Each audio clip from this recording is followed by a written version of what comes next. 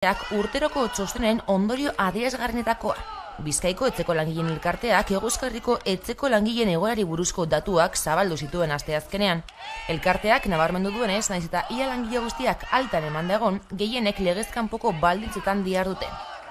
Izan ere, txostenak jasotzen du beharginen 72ak beharko luketen baino lanaldi luzeagoa dutela. Hau da, 2-3, ordu baino gehiago egiten dute lan astean. Beraz, atzeden legedia ere ez da betetzen. Datu horiek langileen egoera lazgarria agerian uzten dute. Izan ere, etzeko eta zaintzako lanak oso baldintza eskasetan egiteaz gain, ez dira legezko gutxienekoak betetzen. Halaber, elkarteak egiaztatu duenez, ohikoak dira mespretsuzko esaldiak eta mehatzuak. Baita eskubideak ukatzea ere, erregularizazio ezak ahalbidetzen duen babesgabetasun egoera aprobetxatuz. Edonola ere, elkarteak argi utzi du gai horitako askok konponbide erreza izango luketela. Gehiagikaria horiei muga jartzeko borondate politikoa balego. Tartean, erregularizazioa simplifikatzean, gizarte arloko epaitegien jarduna arintzea eta gizarte segurantzaren bulegoetara aurrez aurre sartzeko erraztasunak ematea. Soldata berdintasunaren aldeko nazioarteko egunean, soldata arrakala salatzeko eta sexuen arteko soldata berdintasuna aldarrikatzeko protestak egin ditu Labek Bilbon eta Iruñan. Labek Iparegoa Fundazioarekin batera soldata arrakalari buruz egindako azterlanak hainbat datu argira atera zituen. Tartean, gizonezkoek batez beste 23,5 gehiago irabazten dutela Hego Euskal Herrian emakumeek baino. Izan ere, Labek dio, egun sexuaren araberako lanbanaketak eragiten duela soldata arrakala gehien bat, eta sektore feminizatutako eta maskulinizatutako hitzarmen kolektiboak alderatu ditu. Hala, lan hitzarmenik gabe jarruten duten 4 langiletik 3 emakumeak dira. Egoera horrela, sindikatuak eskatu du itunak berritzeko negoziazio kolektiboetan kontuan har dadila emakumeen diskriminazioa, baita lanpostuen balorazio feminista egin dadila ere. Era berean, sektoreetako soldatak parekatzeko konpromisoak hartzeko eskatu diete agintari politikoei. Baita, privatizatuta dauden sektore publikoko zerbitzuetan egoerari buelta emateko neurriak hartzeko ere.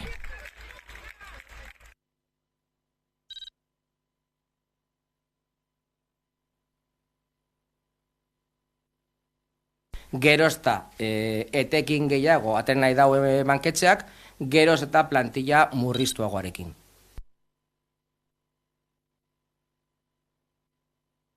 Gero eta langile gutxiago gaude, presio komertziala nabarmen handitu da, eta talentu handiko langile askok alde egiten dute baldintza ekonomikoak okertu direlako.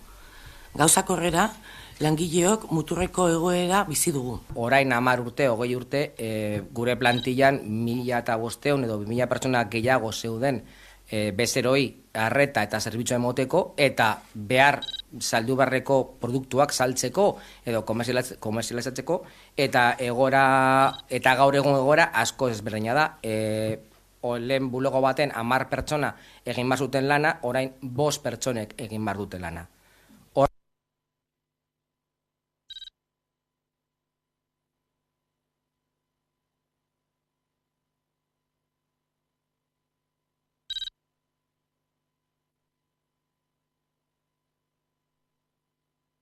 Euskal Autonomia Erkidegoarekiko operatzen duten enpresa transnazionalen jokabidea kontrolatzea edo, ezta? Hau da, kontrolatzea bai EAen euren erroa, euren matriza daukaten enpresen jokabidea hauek 3. herrialdetan, atzerriko herrialdetan jarduten dutenean, eta baita ere atzerriko kapitalek gurera etortzen direnean eta bertan finkatzen direnean hauen jokabidea ere bai kontrolpedo fiskalizazio publiko-sozial baten pean kokatzea, ezta? Eta zentroene kontrolatuko lituzke batez ere enpresa transnazionalen impactu edo kalte ekologiko, lan arloarekiko, ekonomikoak, kulturalak, enpresa hauek eragiten dituzten orotariko inpaktuak, ezta? Eta puntu garrantzitsu, bereziki garrantzitsu bat izango litzateke, giza eskubideen urraketaren gaineko beren berekiko kontrol bat ezartzea egitura honen bitartez, ezta? Hainbat, talde politiko eta parlamentari guztiekin, ez daukagu orain ideia bat ketaren ondorioa zein izan daiteken, beraz gu goaz baikor eta pentsatzen proposamena ez dela inolako zoramen bat, besteen bat munduko hainbat lekutan antzeko proposamenak bultzatzen ari direla, eta beraz erabat razonablea dela, eta orduan bakarrik geratzen zaigu eragile sozial gisa talde parlamentari eskatzea euren baiezko bozka edo bestela, ezezkoan ez zergaitia azal dezaten zentzuz, ezta? Goi tentzio aparatuak zeuden gune batean lan egiten ari ziren bi langileak. Ondorioz langile bat oso larri zauritu zen eta besteak zauri arinagoak jaso zituen. Ela sindikatuak azaldu duenez, bi langileak azpikontratatutako enpresa batentzat lan egiten ari ziren.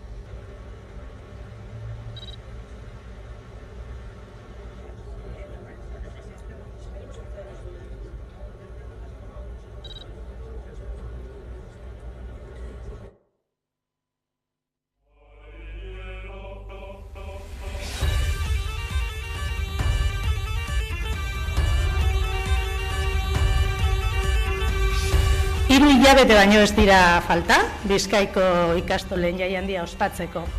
Izan ere, kontuan izan behar dugu aurten, hoi baino astebete arinago izango dela festa. Hau da, maiatzeko 3. igandean, maiatzaren 21. Ondarroan.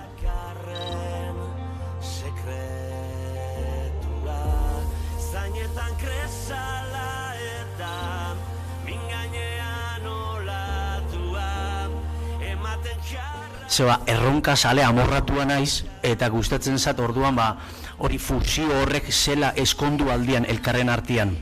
Eta bai esan da, elektronika pixka daka, bastante daka, baina adibidez estrofak askoz ere epiku hauak dira, askoz ere klasiku hauak, ez? Orduan mundu ezberdinak batzen ditut hemen.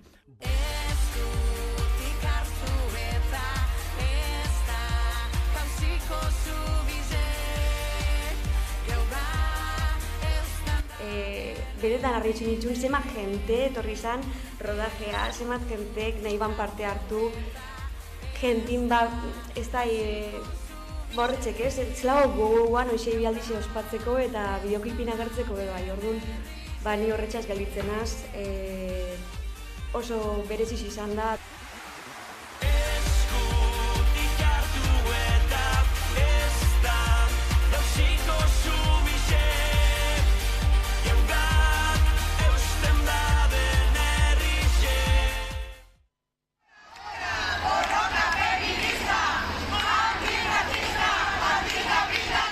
Beharrezkoa den guztietan errepikatu behar dugu emakumearen berdintasunaren kausa, demokraziaren kausa dela. Eta emakumeek ezin dutela askatasun osoa izan, ez direla lehen mailako herritarrak beren independentzia ekonomikoarako tresna guztiak ez badituzte. Batzuek datuen aurka diote oraindik ez dagoela diskriminaziorik gure gizartean, eta egia da gure legeek duela 4 hamarkada baino gehiagotik debekatzen dutela. Baina badakigu halaber nola erabiltzen diren legeen zuloak desberdintasun horri eusteko, hezkuntzan, etxeetan eta enpresetan ere. Horregaitik tresna guztiak erabili behar ditugu legeak betetzen direla bermatzeko. Emakumeek gizonek egiten duten lanaren antzeko lanagatik gauza bera irabazteaz gain, batez ere gizonek betetzen dituzten eta hobeto ordaintzen diren enpleguak lortzeko oztoporik ez egoteko.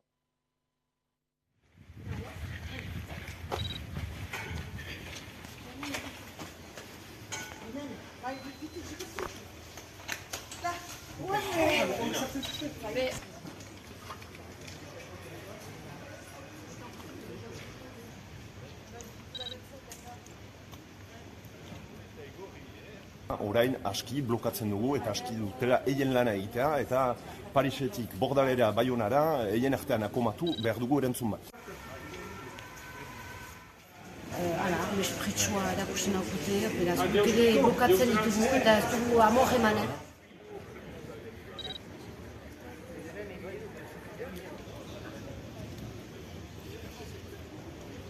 Bordaliko jendeekin ez dugu mintzatu nahi, guk nahi dugu erantzun bat.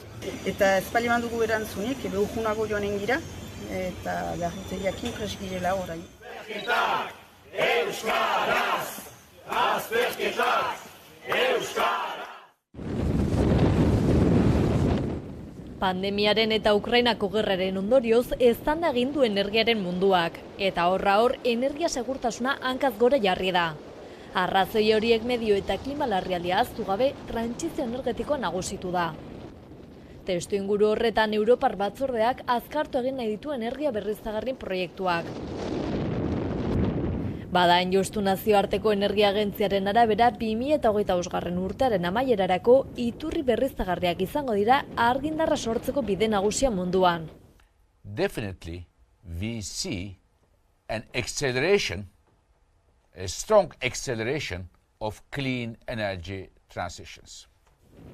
Gaur-gaurko ikatza da argindarra sortzeko iturri nagusia, baina energia agentziak uste du ikatzaren erabilera zertxo eta palduko dela, eta berriztagarrien hazkundea iritsiko dela.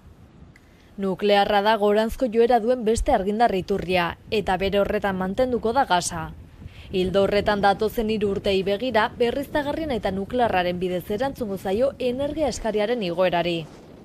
Argindar eskariak etengabe gora egiten jarrituko duela aurreikusten da. Dena den berriztagarriek bezalako iturriekin CO2 isuriak mantendu edo jaitsi egingo dela uste da, argindar gehiago ekoiztuko den arren.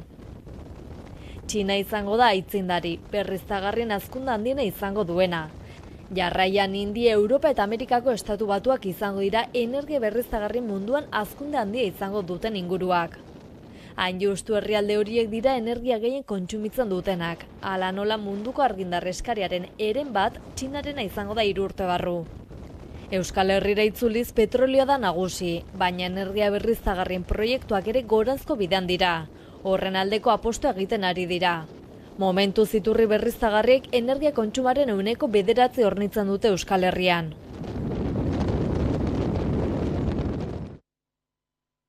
Azken urteotan ikusi dugu nola, ez dakit, izan ditugun bero boladak eta gero eta bataz besteko temperatura gero eta altuagoa da. Eta nik uste du jendeak hori ikusten hasi dela gehiago. Azken urteotan ere hau ezoiko gertaera asko egon dira eta hori jendeak ikusi du. Eta nik uste dut horrek asko bultzatu duela ere kontzientzia klimatikoa eta akzio klimatikoa aurrera. Eta bestalde batetik ere nik uste dut hori orain izan dugun erregai edo gasaren urritasunaren ondorioz eta horrek egin du argindarraren prezio igotzeak, horrek ere nik uste dut kontzientzia klimatiko gutxiago daukan jendeak ere klima krisia bere lehentasun bat bilakatu da. Orduan nik uste dut prozesu eta prozesuaren ondorioz nik uste dut agintari politikoek hori klima krisia beren agenda politikoen erdialdean ipini behar izan dutela. Nafarroako lehendakari Maria Txibitek herribera bizitatu du. Elecnor taldeak Enerfin enpresarekin egindako parke eoliko baten eraikuntzan izan da. Koreiatik gertu den Korral del Molino lehenengo parke eolikoan. Proiektu hori foru interesokotza jo zuten 2020an, eta 157,4 milioi euroko inbertsioa du. Orotara 4 parke eoliko dira. Beste 3 parke eolikoak erekitzen ari da udalerri horretan, Tuteran eta Fonteiasen. 4 parkeak pixkanaka jarriko dira martxan aurtengo maiatzetik irailera bitartean, eta urtean 431 gigabatio orduko energia elektrikoaren ekoizpena sortuko dute, 122.000 familiaren kontsumo elektrikoaren baliokidea. Txibitek Nafarroak energia berriztagarrien alde egiten duen benetako apustu integrala azpimarratu du herriberan. Creo que Navarra está haciendo una apuesta real por esa transición energética. Elecnor taldeak proiektu horretan 157 milioi euro inbertitu ditu eta diru laguntza zuzen zein zerga kenkarien bidez babes publikoa izan du. Orotara 4 parkeetan 24 haizerrota dira eta haizerrota horien instalazioari eta argindarreko izpenari esker 107.000 tona CO2 isurtzari utziko zaiela dio gobernuak.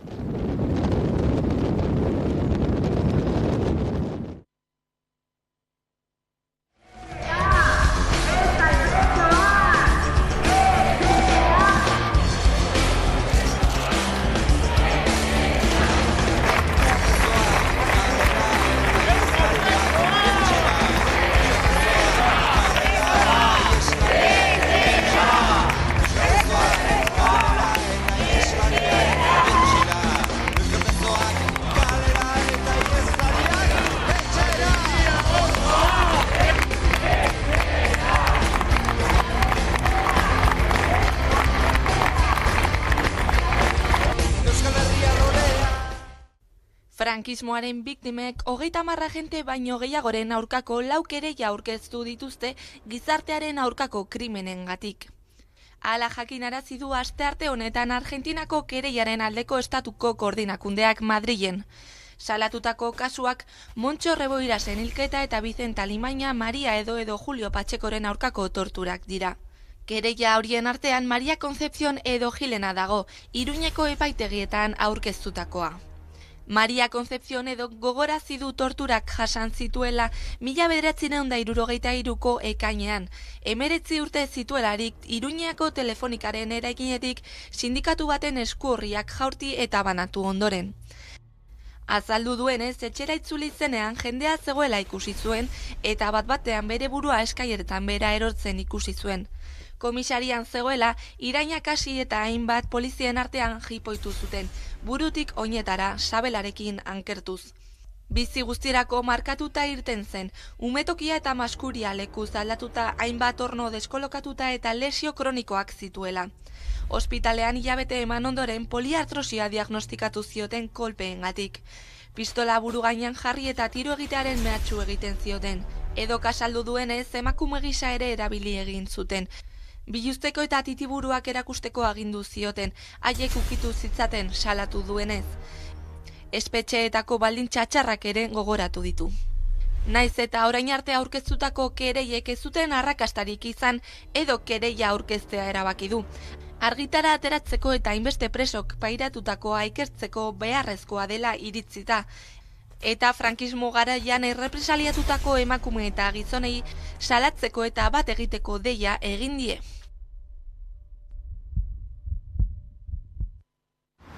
Martxoak 3 elkarteak oniritzia eman dio erakundeek bidalitako azken proposamenari, eta horrekin hitzitzat jo du abiatutako prozesua.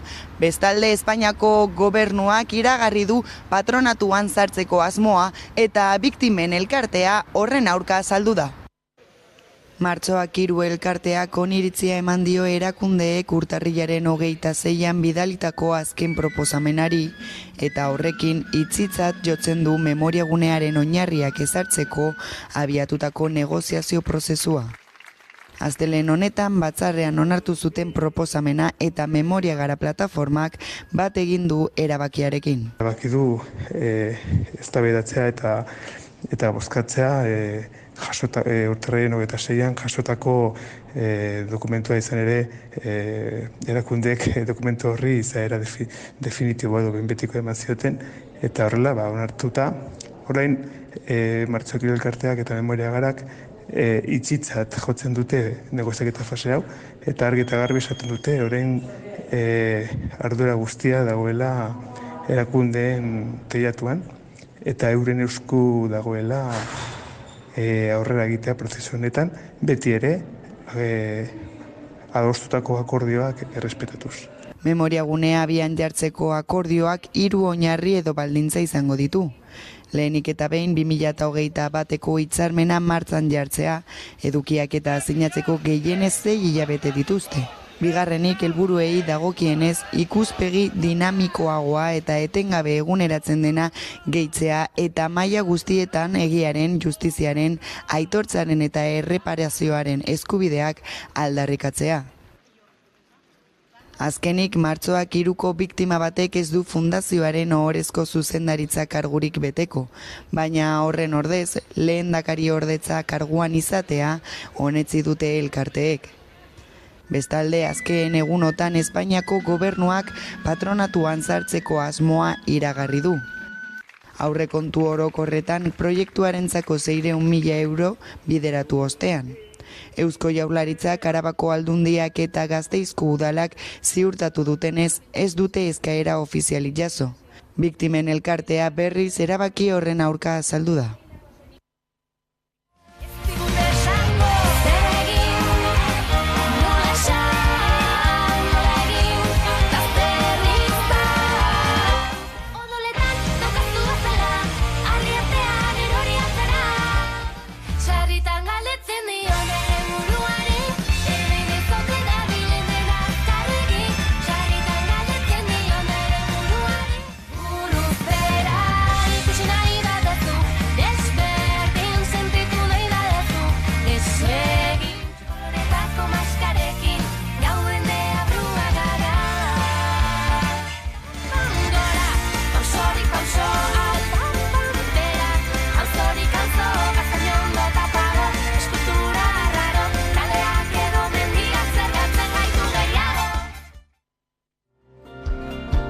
Gurutzaketa galdu da, galdu aiz, hautsi da unfora.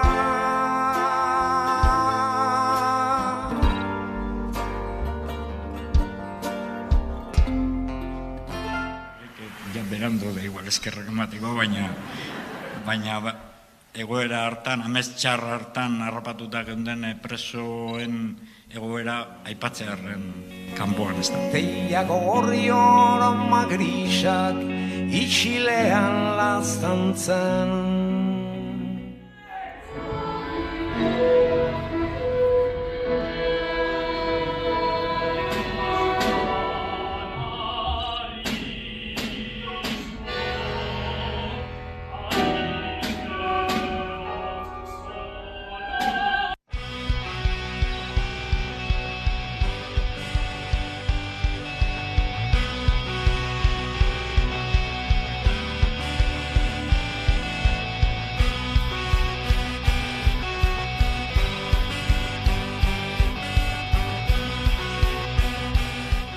Hemen elkartu garenak Donibaneko bizilagunak gara. Eta bertan, bildu gara hurrengo otsailaren 25ean antolatu dugun kontzertu berezia aurkezteko asmoz. Zuregatik rock. Donibane, auzo bizia izan da beti. Egitasmo, proiektu, protesta eta gertakari ezberdinak zeharkatu dute. Eta horietako espazio naturala izan da. Auzo mailako borroka eta dinamikek markatu dute hemengo bizilagunon bizia, gure egunerokoa. Baguada parkean egin nahi zuten gasolindegiaren kontrako protestak, greba.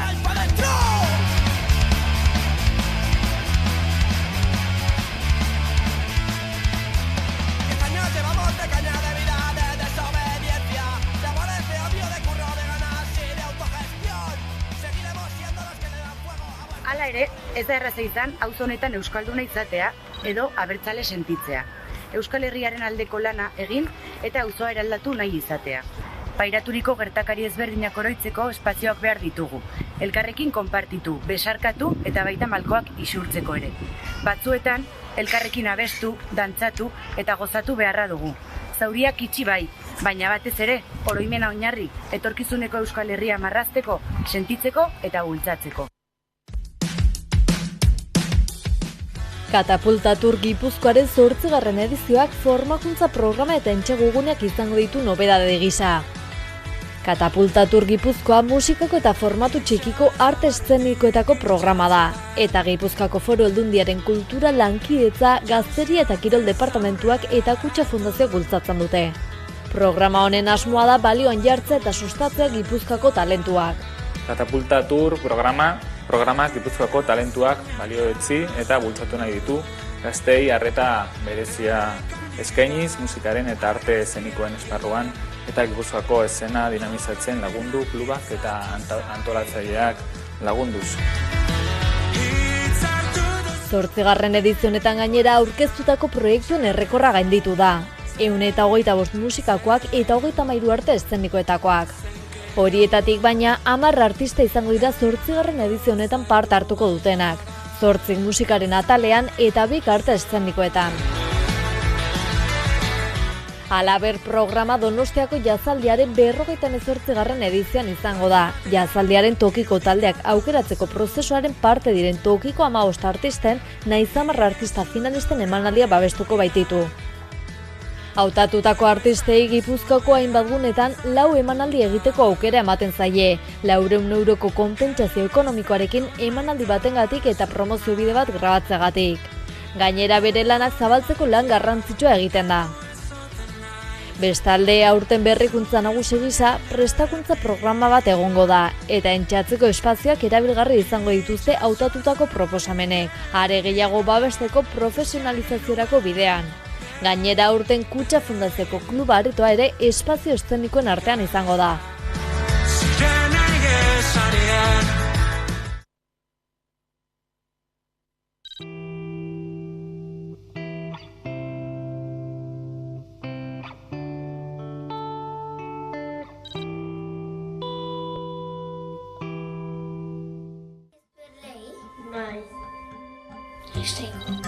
¿Eres médico?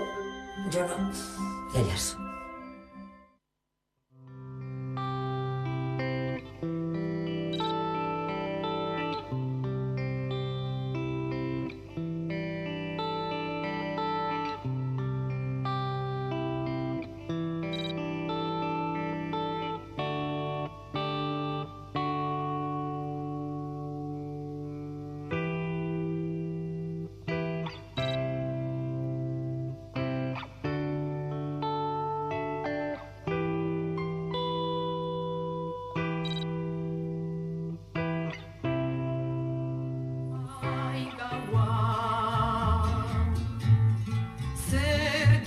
Eta orain 3 buelta emango dizkiogu zuari, desioak bota aurretik.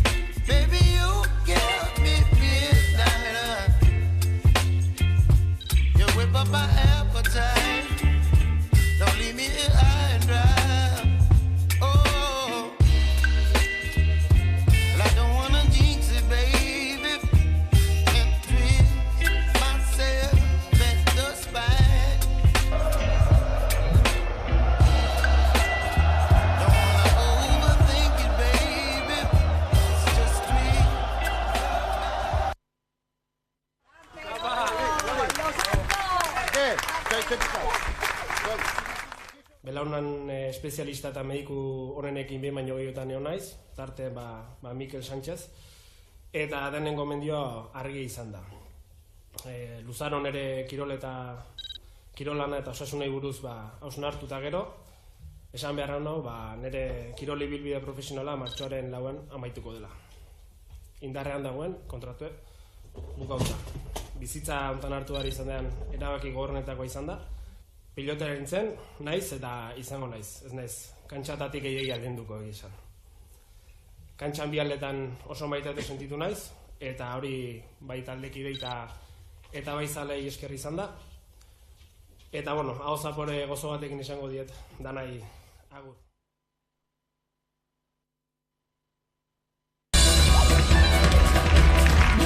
Betidanik aurre iritzien eraginez magia umeentzat dela pentsatu dugu, baina hori ez da horrela izan behar. Odei magoak eskaintzen digun sentsazioak lana publiko guztientzako magia ikuskizuna da. Umoreak eta magiak eramango gaituzte teknologia berriak aztertzera eta zer nolako eragina duten gizartean ikustera. Odei magoan igandik atatzen pertsonaia da, egitan, ez da oso desberdina, baina bai gauzatxo batzu ditut eta batzuk, eta eszenatok ere egotzen da pertsonai hori da, eta askotan, nire bizitzari zentzua ematen dion, txikitatik mago izan nahi dezunean, azkenean, orain izatea, lortu eta politia da.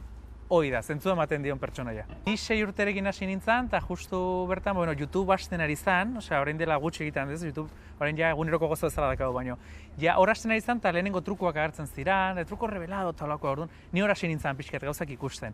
Gegia da ni oso lotxatia nintzen, orduan ez duen inoiz aurrera pausu bat ematen, eta geroxeagoia amak esan zidan behin, guazen mago batekin zeitia, emanaldi batea juten geha, ikusten dugu, eta bukatzean, beragana hurbiltzen geha. Eta hola egin nun, eta politia izan zen azkenin, aholkutxoren bat emate izu, gero beste mago batekin zeinte izu, beste aholku bat, azkenean aholkuen bildu maite izu, eta bukatzean gauza aprobetxagarriak daude, eta horrela izan zen pixkat benetako hasiera. Nik uste, bizitza humorerik gabe zentzurik ez dakala, eta nire kasuan behintzat nire magiak ere zentzurik ez dakala. Sorpresa da azkenen magiaren ezaugarri bereziena, ezta? Baina sorpresa barrearekin nahasten dugunean oso konbinaketa politia gelditzen da. Eta azkenen hori saiatzen geha eskaintzen. Deskonexio totala, ez bakarrik sorpresagatik, baita humoregatik eta sortzen diren egoera bereziengatik, ezta?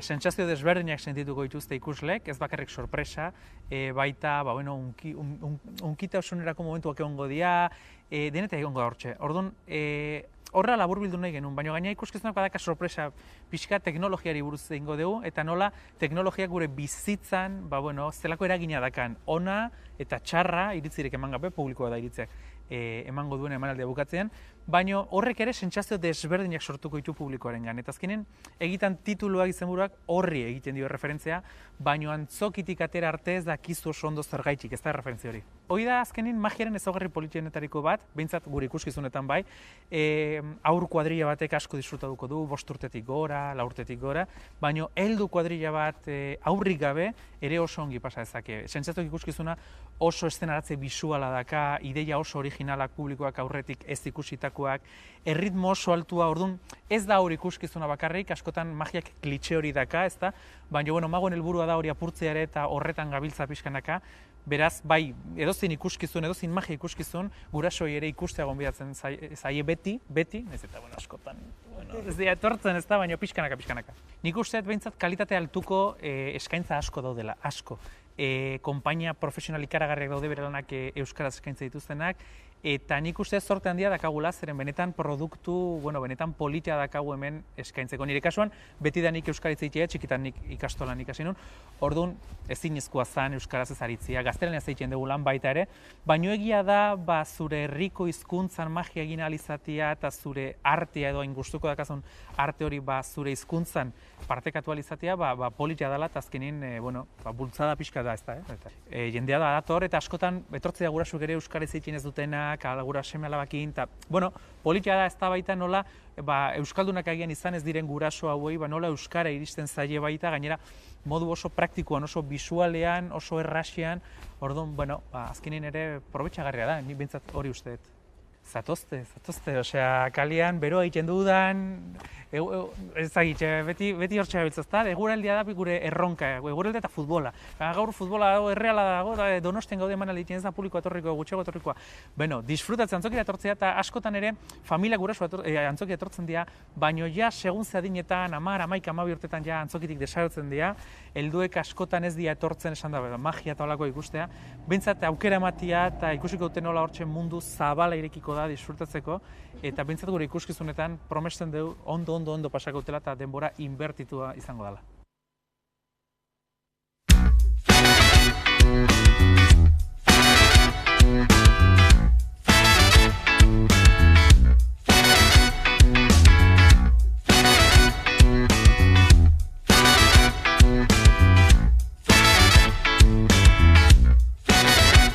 Dena pitoz gora doa, Aspaldiko errepika, kapitalismoa ozonoa, Wall Street karbonoa. Langilearen zat, neurriak, murrizketak eta trabak, eta elitea elikatu. Immigrazio masiboa nunda integrazioa, Grezian konzentrazio esparrua. Batzuentzat egazkin pribatua, besteentzat plastika zaharrezko barkua.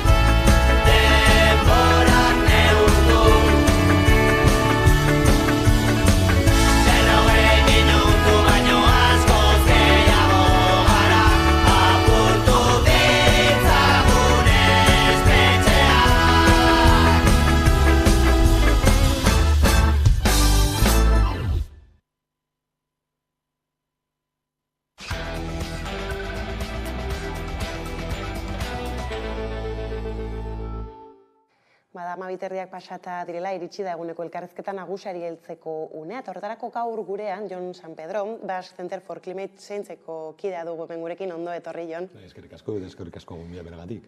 Eta tira, hasiko gara hitz egiten, ez, apur bat, erakunde politikoei ere begira, izan ere, azkenaldian geroz eta gehiago entzuten dugu, ez, klima larrialdia bera, eta guztiek agendan dagoeneko badute markatua, eta bagabiltza ikusten hainbat eta hainbat ekimen, ez, apur bat horri lotuta, ez, zer deritzozu horri?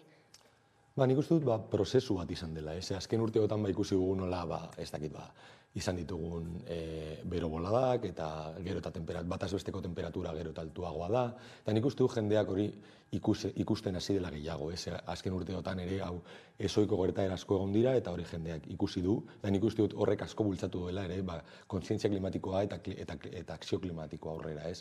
Eta bestalde batetik ere nik uste dut hori orain izan dugun erregai edo gasaren urritasunaren ondorioz, eta horrek egin du argindarraren prezio egotzeak, horrek ere nik uste dut kontzientzia klimatiko gutxiago daukan jendeak ere klima krisia bere lehentasun bat bilakatu da. Orduan nik uste dut prozesu eta prozesu honen ondorioz nik uste dut agintari politikoek hori klima krisia beren agenda politikoen erdialdean ipini behar izan dutela. Bai ez, baina klimaren krisialdi hortan badira hainbat eta hainbat ertz, orain justu energia zaritu zara, ez, horren bueltan esaterako energia trantsizioarekin edo lotuta, ez, alor horretan ere hainbat ekipenari da bultzatzen, eta oso famatuak egin dira behintzat azken aldian, ez, eolikoen bueltako albisteak bereziki, ez, eta horralaren bada beste parte bat badela, ez, ingurumenean horrek izan dezakeen inpaktua, ez, eta bai ikerlariek zein gizarte arloan ere horrekin kontuz zibiltzeko deiak.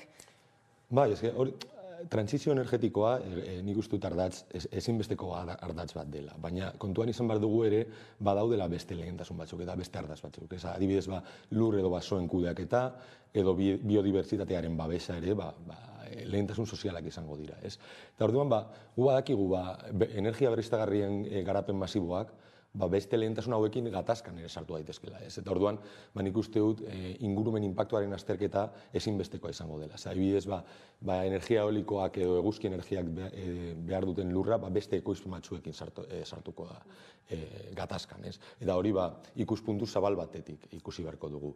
Eta bestalde batetik energia eolikoak badauzka beste arazo ekologiko batzuk, animalientzat edo paisaiekin erlazionatuta. Orduan, nik uste dut ingurumen inpaktua modu zabal bateaz ikustea ezinbestekoa izango dela trantsizio zentzudun bat izateko, ez?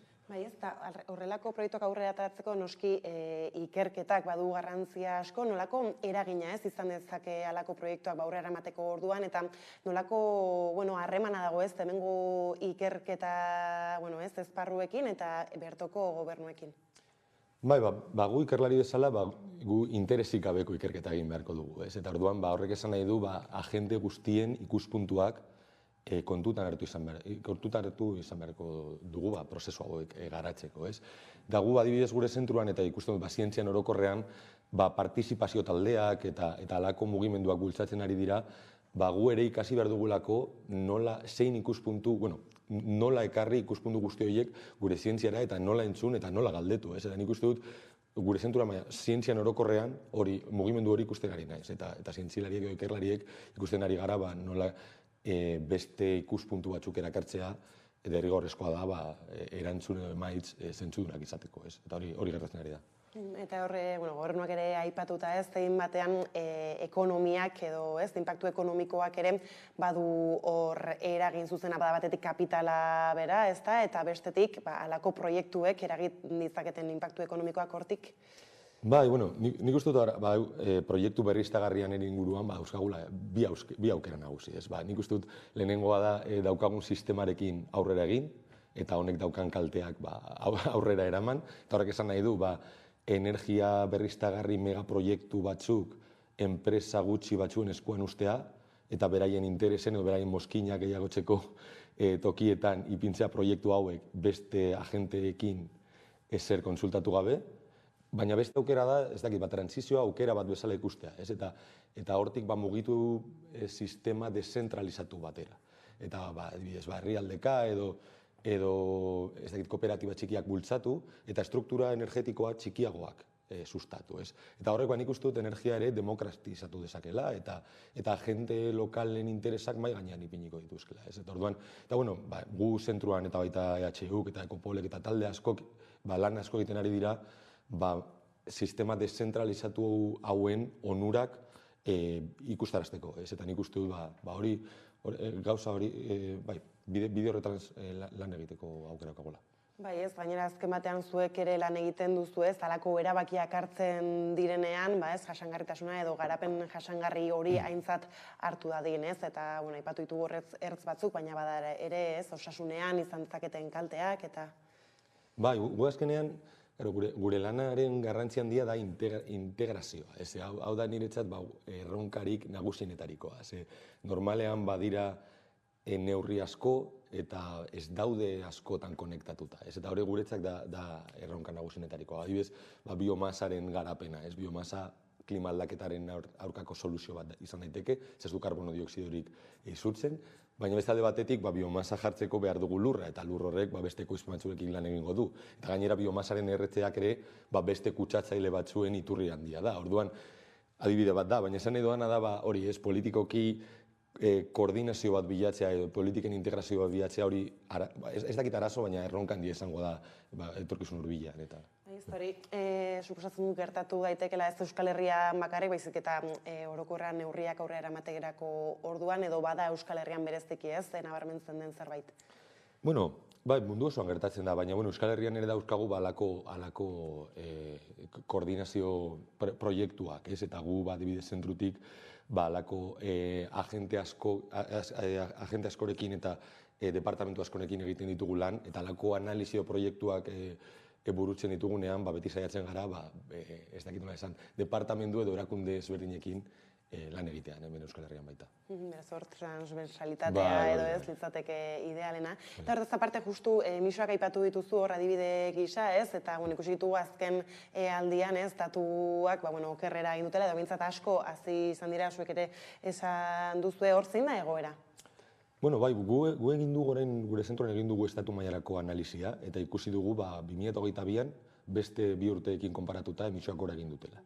Eta daude bi arrazoi nagusi. Eta lehenengoa da gurpil efektu bat, klima aldaketak dakartzan lehorteak, horrek energia hidraulikoaren potentziala gutxitu du. Eta orduan elektrizitatea hidraulikoarekin ezin badugu egin, gaza erabili beharko dugu. Eta horrek igotzen ditu emisioak, ez? Eta beste alde batetik ikusi duguna da mugikortasunarekin lotuta, ez? Mugikortasunaren emisioak ez dira aldatu, naiz eta erregai fosilen prezioak aldatu, ez dugu ezer ikusi. Orduan hor ere beste ardatza hor dago, ez? Nik uste dut.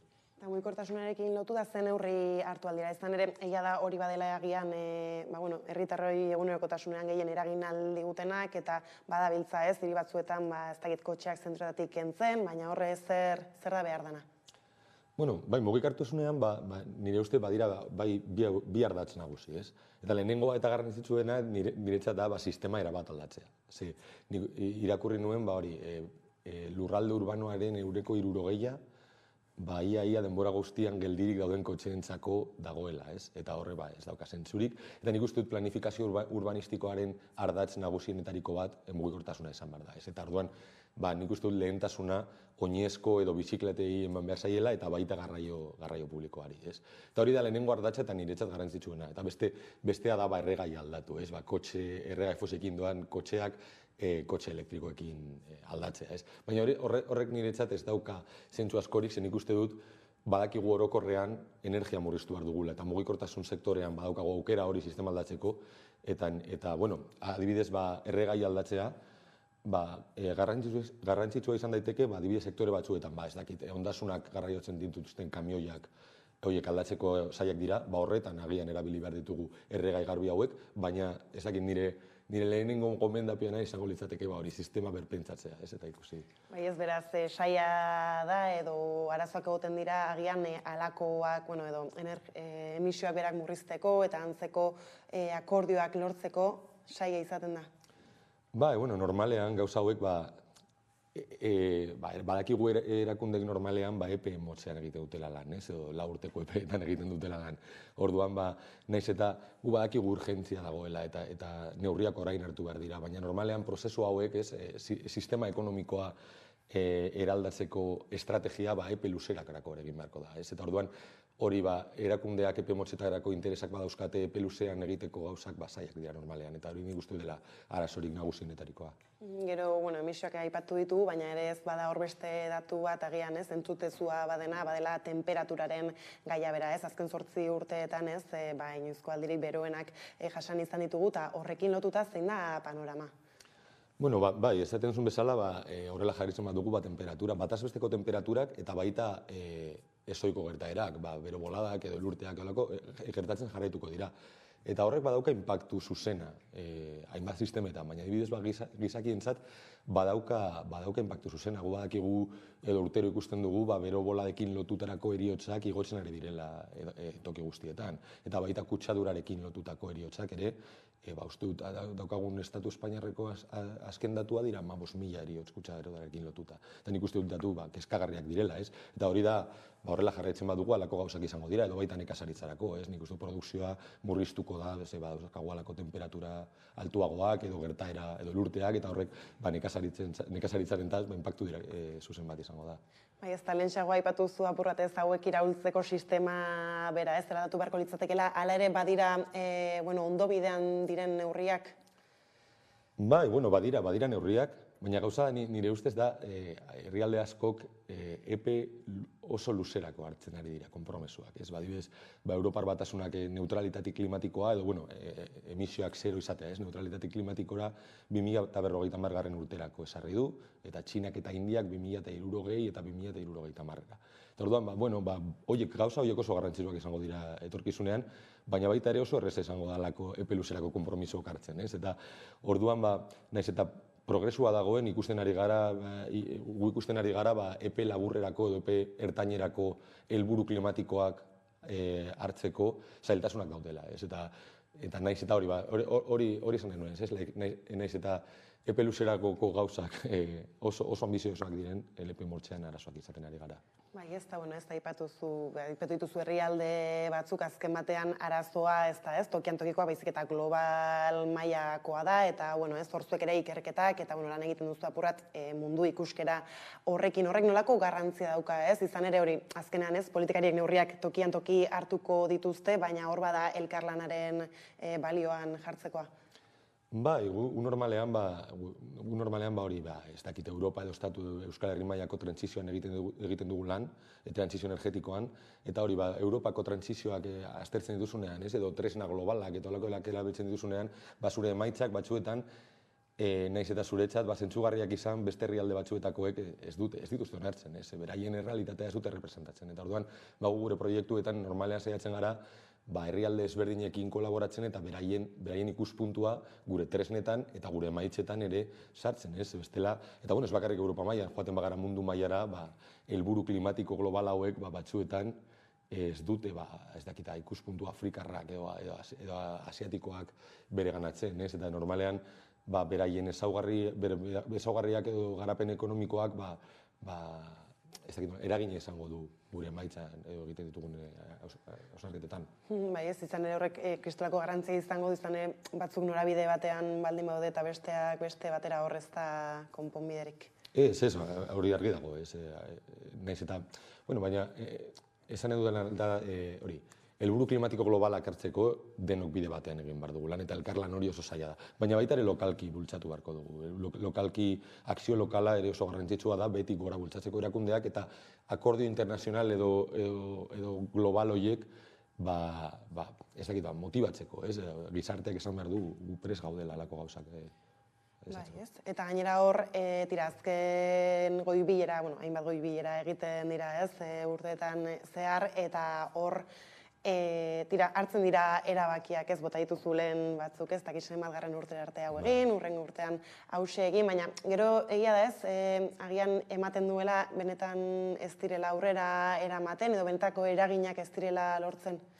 Bai, hori ikerlari moduan, guretzako gailur hauek garrantzitsuak dira, halako debateak, ikustean herrialde guztiak nola helburu klimatiko globalak eztabaidatzen edo esartzen dituzten, ez? Esaten duzun bezala, hori uste lehenengo kopa izan zen 1980 urtean, gero izan genuen Kyoto protokoloa 1987an, eta hori izan ditugu Cancuneko akordioak 2010an edo Pariseko akordioa 2015an, eta zu karbono dioksidoen emisioak ikusten badituzu, etengabe joan dira gora, ez? Eta horregatik, nik uste dut teorikoki gailur hauek erabilgarriak izan beharko liratekeela, baina aldi berean, ez dakit, konpromisua edo edukiak, ez dakit zerbait aldatu beharko da, benetako emaitzak ikusteko, ez.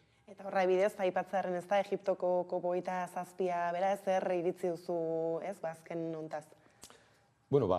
Aukera galdu bat, ez. Nik uste dut gauza honak ekarri ditu, adibidez, hori kaltea konpentsatzeko digur laguntza osatzea, hori gauza hona da, eta aurrera pausu garrantzitsua da.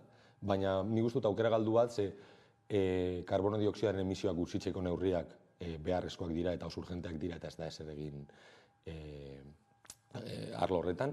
Eta baita ere nik uste dut esperantza handia zegoela COP Afrikarra ditzen, ez? Eta nik uste dut hainbat Afrikar herrialdeek zeukatela esperantza handiak hori beren ezaugarrietarako biratuta zuten neurri batzuk esartzeko, ez? Eta hori ez da gertatu, adibidez, resilientziarako neurriak edo resilientziarako finantziak eta halako gauzak Afrikako lurraldeetan oso garrantzitsuak dira, eta horretarekin ez da ezer gertatu. Eta halako goi-biletatik, ez, apurrat mundu mailako akordioetatik iritsi den neurririk azpimarratuko zenuke, edo esan zuen honek bai izan du eragina edo palpablea izan da? Bai, nik adibide bat jarri, badaude neurriak ondo egon direnak, eta ni adibide bat jarri nuen zela ikatza, ez?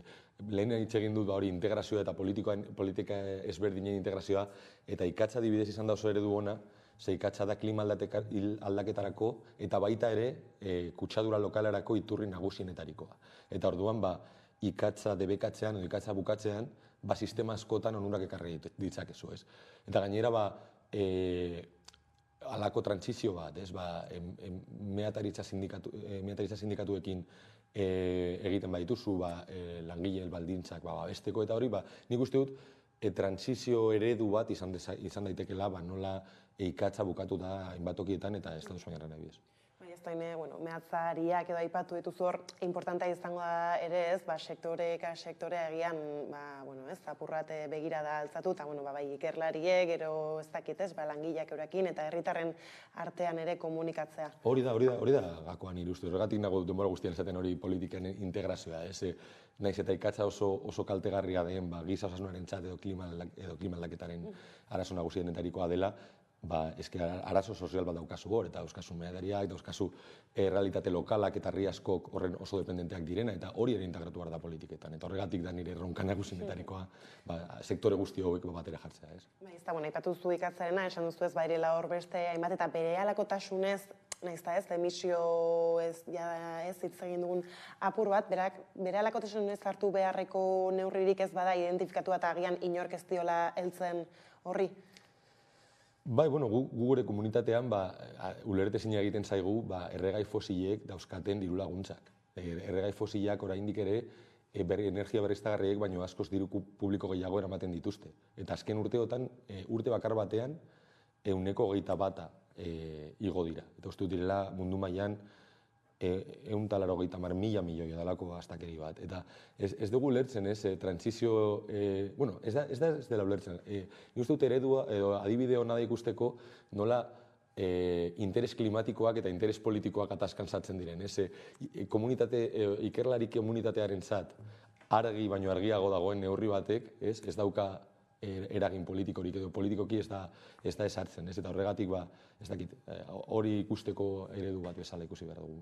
Eta zuek horre esaterako zer nolako proiektua dituzue edo bintzat azpimarragarrienak esku artean ez edo zeintzuk dira ikerketa ildo nagusiak? Gure taldean normalean egiten dituguna da transizio energetiko multidisciplinarren analizia, horrelakoak esaten nuen bezala. Gu badaukagu helburu klimatiko bat eta horretara llegatzeko badauzkagu hainbat bide, eta gu hainbat sektore ezberdinetan dauden kalteak eta onurak aztertzen ditugu eta saiatzen gara bide bat gomendatzen, eta ere bide hori horregatik esaten nuen, beste agente eta beste herrialde eta beste agente lokalen ikuspuntuetik beraien informazioa ere barneratu behar dugu, gomendatzen dugun bidea bakarrik ez dira zenbakiak, beraien errealitateak ere representatu behar dituzte, eta horregatik horrelako analisi globalak edo transdisciplinarrak egiten saiatzen gara. Bai, eta azken urteetan bai eman da asko, azkenan ez gizarteak gauza guzti hauek ulertu behar izatea, bintzat kontzientziazio mailatik, ez da? Eta hor, zelan ikusten duzu ez Euskal Herriko gizartea adibidez? Bai, nik uste dut Euskal Herrian kontzientzia asko dagoela, eta azken datuek esaten duten arabera, nik uste dut 180 edo pentsatzen du klima aldaketa emergentzia sozial bat dela, ez? Eta horrek zenbaki hori oso nabarmena da, eta asko hain ditu da beste urteekin konparatuz. Gero gauza da, bakoitzak etxean egiten dituen ekintzak ez dira asko aldatzen urtean zehar, ez badaukagu birziklapena edo kotxea gutxiago erabiltzea. Nik uste dut orain gazteek bultzatzen dituzten akzio klimatikoekin, nik uste dut jendea orain prest dagoela ekintzak gero eta gehiago eguneratzeko, ez? Eta nik uste dut hor esperantza badagoela. Baztak aipatu dituzu, eta hor agian bada arrakala bat, ez? Generazio nagusienen artean eta gazten artean halako gaietan sentsibilizazioa izateko. Bai, azkenean beraiek jasoko dituzte ondorio latzenak eta beraiek mugitzen ari dira eta normala da. Baina ez da justua beraien gainean ipintzea karga guztia, ez? Uste dut guztion ahalegina izango dela, adibidez, etikoki gu jaso genuen planeta burrengo belaunaldira gutxi beharko genuke gutxienez, ez? Eta orduan, nik uste dut gazteek bultzatuta, baina denon ahalmena izango dela hau. Osondo, gakopia bat bota dituzu, ez? Eta hor bada ere ez guztiok hori zabaltzeko mezu hori. Beraz, eskerrik asko Jon gaur gurean izatearren, ia beste batean ere ez, gurera hurbildu zaitezken.